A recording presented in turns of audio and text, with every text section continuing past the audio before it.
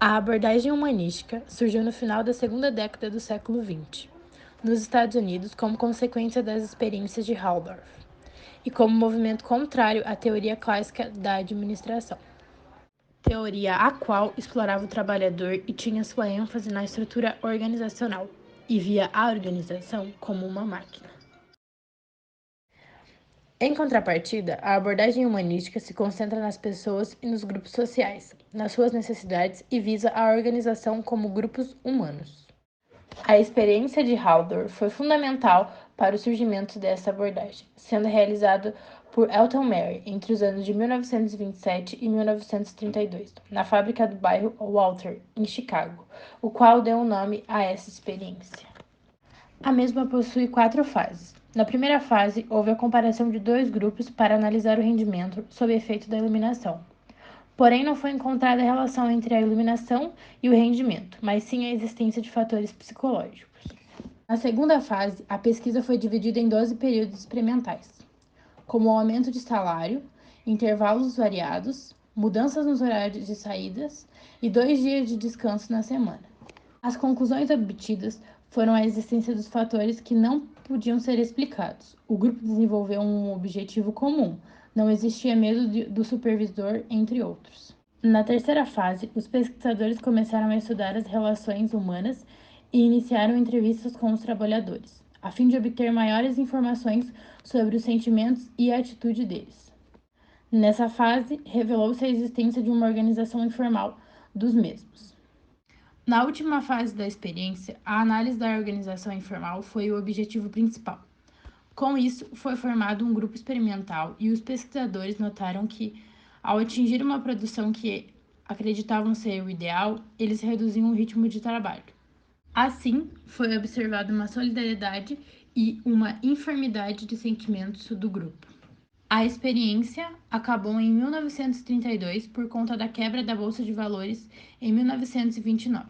As conclusões obtidas da experiência foram que o nível de produção é resultante da integração social dos trabalhadores. O comportamento social do indivíduo se apoia na organização informal. O operário precisava produzir a média do grupo para obter respeito e recompensas.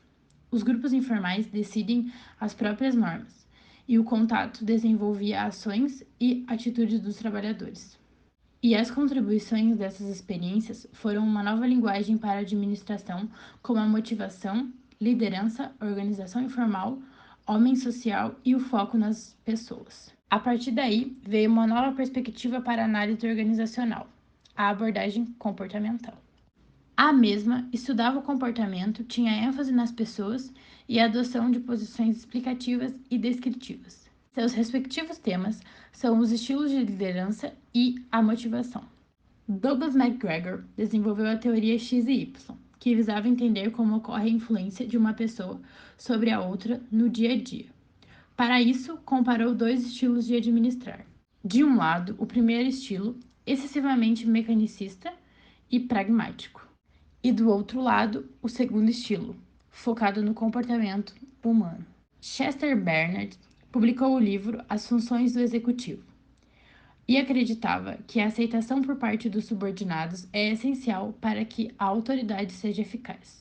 Bernard também criou um conceito que significa a disposição do empregado para aceitar ordens de seu superior, a zona de indiferença.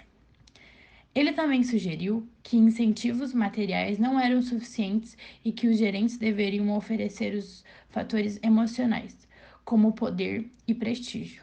Mary Follett desenvolveu a lei da situação, a qual produzia a unidade e integração no trabalho, onde uma pessoa não deve dar ordens para outra, mas ambas devem concordar em receber ordens da situação. Para ela, a liderança não seria baseada no poder, mas sim na influência recíproca do líder sobre os liderados e vice-versa. O autocontrole era exercido tanto pelos indivíduos como pelos grupos. Maslow criou um conceito conhecido como hierarquia das necessidades. Essa ferramenta é usada para ajudar a entender a motivação e desejo dos indivíduos e tem como objetivo determinar condições necessárias para que seja possível alcançar a satisfação profissional ou pessoal do indivíduo. A pirâmide Maslow é constituída por 5 etapas, sendo as duas primeiras primárias e as três últimas secundárias. Inicialmente, fisiológicas, de segurança, de participação social, estima e autorrealização. Se alguma das etapas derem errados, se inicia novamente até chegar novamente na autorrealização. Herzberg desenvolveu a teoria dos dois fatores, que diz que o nível de rendimento dos funcionários varia de acordo com a sua satisfação no trabalho, no ambiente e dos fatores que influenciam em sua motivação e desmotivação. A teoria é dividida em dois fatores: os fatores motivacionais, que quando presentes causam a motivação, e quando ausentes, a insatisfação. Eles são responsáveis por resultar em um aumento de produtividade e satisfação. E os fatores higiênicos, que estão relacionados à empresa, quando ausentes causam insatisfação e quando presentes não causam necessariamente a motivação do funcionário. Assim, após as devidas explicações e teorias, concluímos que a abordagem humanística da administração foi a primeira teoria administrativa a emprestar um olhar mais atento às necessidades e características dos próprios colaboradores, mais como seres humanos e menos como simples empregados.